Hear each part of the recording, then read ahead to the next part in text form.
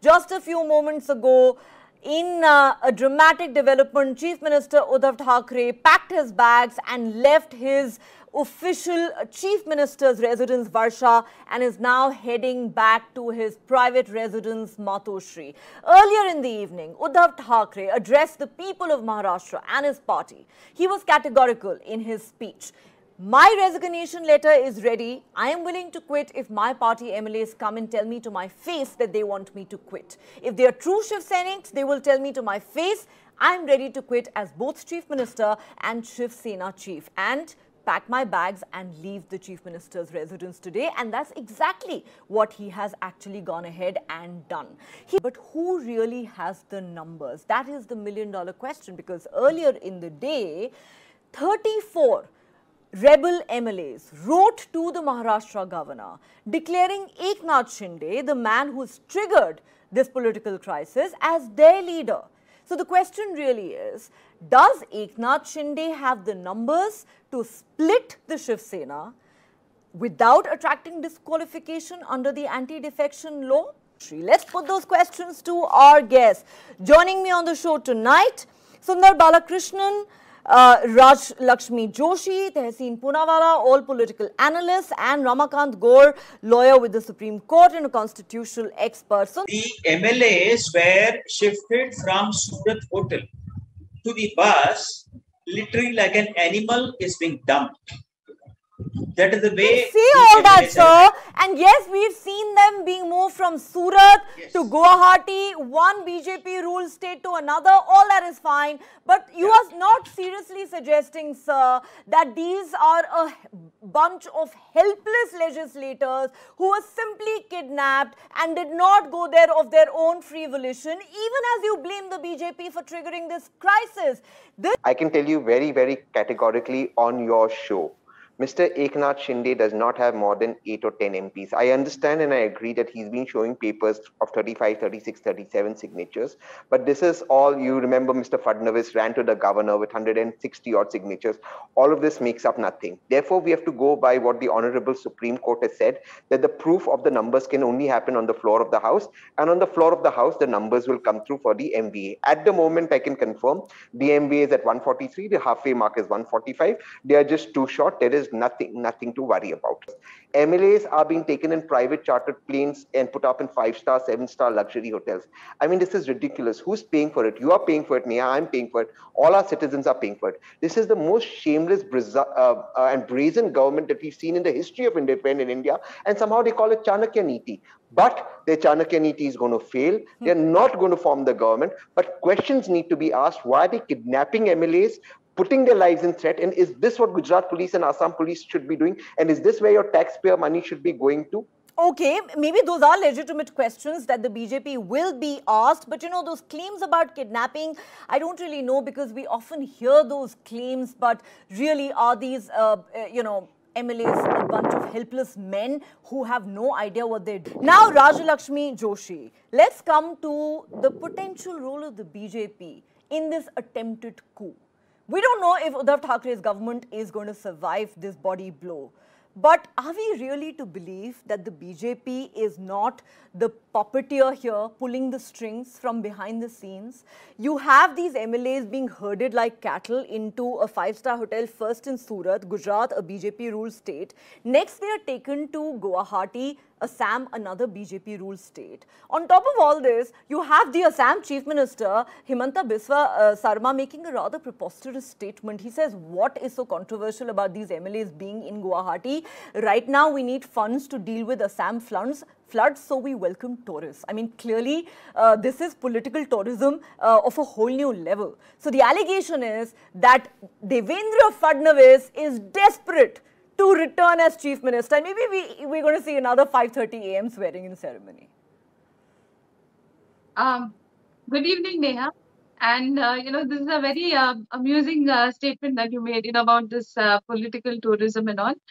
But jokes aside, what I want to suggest, what I want to say is that, there doesn't need to be any attempt or any effort from the BJP to do any of, to reach the Sena into any of this kind of a situation. The Sena, and especially people like Sanjay Raut, are very much capable of taking the Sena not just here, but even further to, further destruction. Yeah, we have seen how the kind of statements that he's going on making, the kind of efforts that he's going on making. I think he's he's not going to stop before destroying it completely. So the BJP actually doesn't need to do anything. It's just that I would only say that they're like Hemanta Biswa Sharma rightly said, that they're just taking advantage of the situation, perhaps by welcoming tourists, like he rightly said. You believe that this is not horse trading, that money has not changed hands, that crores have not been paid to these MLAs to switch sides? Come on. Neha, I would like to ask Tejin, how can he just make a statement saying that taxpayers' money is being used for transporting the MLAs? We have seen such instances in cases of Congress MLAs also, Congress MPs also, and we have seen in so many different cases. So I don't think that he can suggest that the BJP is actually transporting them. It is Mr. Eknath Shinde who has been taking charge of all of this. He is in control of the entire situation. And my dear friend, it is Mr. Uddhav Thackeray who has absolutely no control over his own party, over his own government, and he and his advisors and his family are the people who are completely, in charge, or they are the ones who are totally responsible for all of this. And Mr. Eknath Shinde, he has very rightly made an emotional appeal, saying that we are very strongly standing by our Hindutva and that the ideology of Balasaheb Thackeray. Well, Uddhav Thackeray said the same thing. Uddhav Thackeray said nobody can separate the Shiv Sena from Hindutva. I have not compromised on Balasaheb's ideology in any way. Now, that is claim versus claim. But, fact of the matter is that, yes, we have to acknowledge that at the moment, it does look like Uddhav Thackeray has lost control of both his party and his government. But Fadnavis took oath under a voice vote. After that, when Fadnavis became chief minister second time, he ran 4 o'clock in the morning to the governor when nobody was awake to take an oath secretly. Who's running from a floor test? It can only happen on the floor of the house. You have to leave Assam and come to Mumbai. Why are you not coming to Mumbai? You have 37, 47, 57. You have Congress, NCP. Come here and show your strength. Show it on the floor of the house. It cannot happen on any news channel. It cannot happen with letters that you print. It has to happen on the floor of the house. Come here. Okay, fine. Point taken. Cannot happen on news channels. Has to happen on the floor of the house. Rajalakshmi Joshi, the point Tehseen Poonawalla is making, that the rebel MLAs can make any claim they like. They can go on producing letter after letter. At the end of the day, the numbers can only be credibly proven on the floor of the house. But my question really is, who is speaking the truth right now and who is bluffing? Because both sides claim they have the numbers. So, does Eknath Shinde truly have the courage to go ahead and seek a no confidence vote against the chief minister? Does the chief minister have the political courage right now to go ahead and prove his majority on the floor of the house? Will Uddhav Thackeray even take the risk of facing a floor test if he knows he does not have the numbers? Neha, by looking at whatever the Facebook Live that the chief minister conducted today, there were a few things that you could have noted.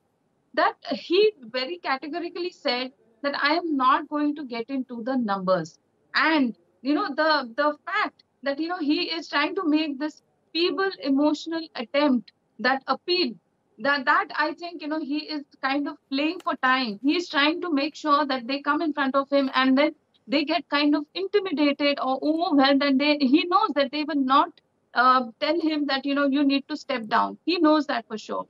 And even Eknath Shinde has said that he is not expecting him to step down. All that he wants him to do is that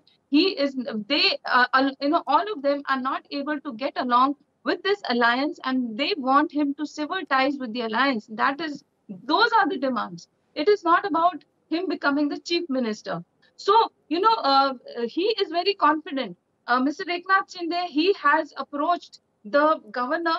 he has told him that I can prove the numbers via a video conference. I can even come there and prove it to you. But then the governor himself, he had some issues, like he was hospitalized, and that is why the thing was delayed.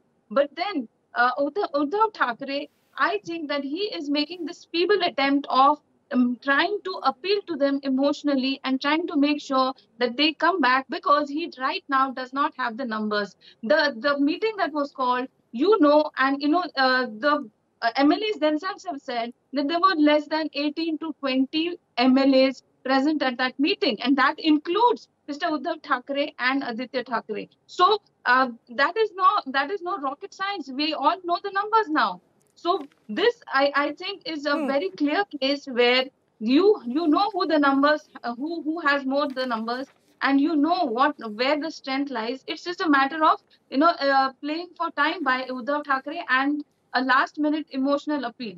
Interesting. Even now, Okay. if it was not a case of him wanting the chair, then he could have said that, okay, I am not actually, I don't have any ties with the chair right now, so I am ready to sever ties. So tell me this, Rajalakshmi, what if Uddhav Thackeray and Sharad Pawar were to actually throw a googly at Eknath Shinde and offer him the post of chief minister? It's all very well to take the high moral ground and say, I'm not doing this for power, I'm doing this for ideology, sever ties with this party and that party. But if Eknath Shinde is indeed offered the post of chief minister, hypothetically speaking, something that Sharad Pawar has suggested to Uddhav Thackeray, what happens then? Could the tables then turn, let's say, on the BJP, which is being accused by Tehseen Poonawalla and others of triggering this political crisis? I'm sure that Mr. Eknath Shinde has not turned off on his mobile phones, and that he's very well aware of all the talks that are happening, of all the suggestions that are happening. So, when he said that he is not interested, or he's not looking for the post of the chief minister, I'm sure that he's very well aware of the kind of suggestions that Mr. Sharad Pawar has made along with Mr. Uddhav Thackeray. So it is not that he is living in some other world. Okay, it's one thing to make statements, taking the high moral ground, quite another to turn down an opportunity. I asked you a simple and fundamental question. How was this government caught napping? There were signs all along. How was the chief minister, how was the home minister, how were all the three political parties that constitute this government totally oblivious? Did they have no idea that the storm was coming? Before that, let me just answer the first part of your question. You're asking why is the MBA government still so confident, or members of the MBA government still smiling, still so happy? Because power is not something that they look as means of enriching themselves. They look at power to serve people, to serve the great people of Maharashtra and India. Unlike Mr. Modi, unlike Mr. Fadnavis, who in the middle of the night just want to grab power even when they don't have a mandate. And you know that the BJP doesn't have a mandate, but they want to grab power. So it is they who are attracted to power. Therefore, they are insecure people. Secure people are never attached to the chair. The chair will come, it will go. The idea is to serve the people of Maharashtra and India. Because let me remind you and our viewers that not only was there discontent brewing in the Shiv Sena ranks, with many, expressing their discomfort with the so-called dilution of the Hindutva ideology and this alliance itself, there was cross-voting by members of the ruling coalition in the Rajya Sabha elections. There was cross-voting by members of the ruling coalition in the recent MLC elections, thanks to which the BJP won at least one extra seat than it should have.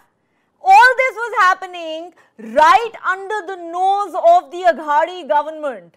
What an embarrassment. What a loss of face, as much as it's going to be a loss of power, it seems. And Rajalakshmi was smiling when Tehseen started speaking, and I think I can take a guess as to why she was smiling, because she senses that Tehseen's tone is already changing, the narrative is beginning to shift, the goalposts are moving.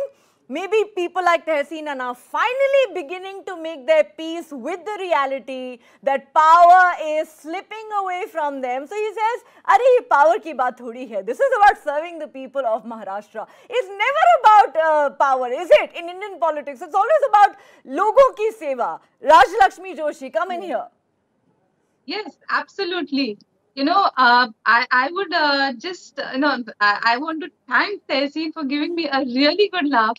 And I'm sure that, in the next few months, in the next few years, all that the Congress will be left with is, yes, they can serve the people as much as they want, but they will not have any power left because, not because of anybody else, but because of their own doings. And, the Shiv Sena is paying a very heavy price for joining hands with the Congress and with the NCP. And, I would like to also remind all these, people who are rallying with the Shiv Sena and, talking about how, Miss Neelam Gore, like you showed her visual where she was talking about how, there was this face of Hindutva, etc. a few years ago, and that is the Shiv Sena. People, and the symbol itself is the sher, the lion, the tiger. So I would like to see Mr. Uddhav Thackeray, standing up like a lion and saying that I have the numbers and I am ready for a floor test, or that I am resigning today as the chief minister. He did not do any of that. All that he did was he made a feeble attempt because he does not clearly have the numbers nor the confidence. So all that he's doing right now is trying to show, like you said, great optics, great pictures, great visuals, but no numbers. That is very clearly what it is. And it is very sad because this is something the Shiv Sena has had a very strong position and a lot of respect by the people of Maharashtra, by the and especially there are a lot of strongholds, and I can see clearly why Mr. Eknath Shinde and all the MLAs are rallying with him, because they know that this is like a case of now or never. They have the TMC elections coming up, they have the BMC elections coming up, and TMC, the Thane Municipal Corporation, Thane is a real stronghold of Mr. Eknath Shinde. And if the party fares badly in these elections, it is going to be a total loss of face for him.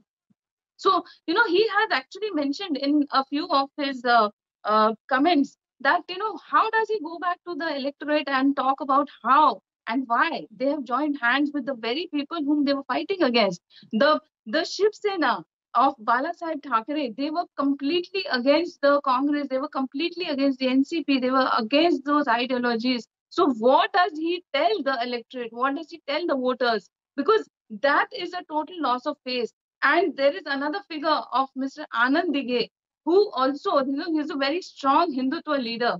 So they cannot afford to make all these blunders. And even if somebody is trying to actually come there and poach the MLAs or whatever kind of allegations that are being put, why is the Shiv Sena giving them an opportunity to do that? Well, just look at the kind of blunders. Just look at the inaction in the Palghar Sadhu killings. What about the the sorry kind of affairs that were happening during the Kangna Ranaut, when her house was demolished? What happened with the Rana couple, the Hanuman Chalisa? That all of that would have been handled so much better. And okay, we have an update. We have an update. I'm sorry to interrupt you. Yes, you're right in pointing out that all these controversies have Joshi, do you want to come in there? I think it's not just Ramakant Gaur saying this. A lot of people have pointed out the insensitivity of that statement that was made by the Assam Chief Minister, where at such a difficult time for the state, which was battling, one of its worst floods in years, he quips, he makes a joke almost about political tourism and how these tourists are welcome because the state needs funds to deal with the with the flood situation.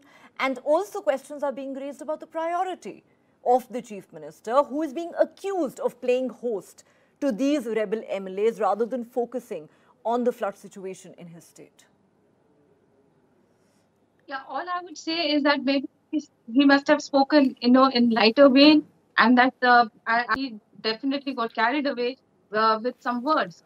But then what we're talking about right now is about the ideology and the reference to why, I spoke about any of these incidents was because, these are the very reasons that right now this political turmoil is happening in the state of Maharashtra. Because the legislators, the MLAs, and the MPs also, a lot of them, they are definitely not happy with the way the Shiv Sena is functioning right now, because it is a complete shift in the ideology. That is what the situation is right now. That is what I was referring to. And, there are a lot of these allegations being made, like Mr. Tehsing Poonawalla, he spoke about it in lighter vein, and he made a huge joke about how, people were suffering during COVID, etc., etc., and that BJP was responsible for it. Okay, to And be fair, I don't think he was joking about that is COVID something we deaths. should laugh To be on. fair, I don't think Tehseen was joking about COVID deaths, but let's not go off on a tangent. Let's keep